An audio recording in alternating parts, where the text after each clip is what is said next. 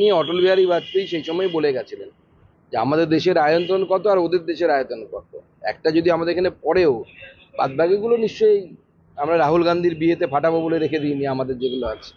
সন্দেশখালী থেকে একজন গ্রেপ্তার হয়েছে বাংলাদেশ অনুপ্রবেশকারী সিরাজুল শেখ। সে শাহজাহানের ইট ভাটায় কাজ করতে বলে জানা যাচ্ছে। গোটা রাজ্য জুড়ে আছে এবং এই রাজ্য থেকে ঢুকে গোটা ভারতবর্ষ ছড়িয়ে গেছে। এই স্যানিটেশনটা খুব দরকার। নির্বাচন কমিশন যে কাজ নিয়েছে, আমার মনে হয় এই কাজ শুধু নির্বাচন কমিশনের কাজ বলে নয়, এই কাজ আগামী দিনে দেশের কাজে লাগবে। কারণ যে কোনো দেশের নাগরিক কারা এই নিয়ে স্পষ্ট ধারণা থাকা দরকার। এমনকি আমার এটা অ্যাজাম্পশন যে 2002-3-এও যে সবাই নাগরিক এরকম ঢুকেছে তা নয়, তার বাইরেও হয়তো অনেকে ঢুকে গেছে। কিন্তু একটা তো লাস্ট পয়েন্ট হওয়া উচিত, 2002-3-এ যারা ঢুকে গেছে, এরপরে আর কোনো অনুপ্রবেশকারীদের নাম ঢোকা উচিত নয়। যারা বাংলাদেশ থেকে আসা হিন্দু তারা সিএ এর মাধ্যমে নাগরিকত্ব পেলে তাদের নাম ঢুকে যাবে।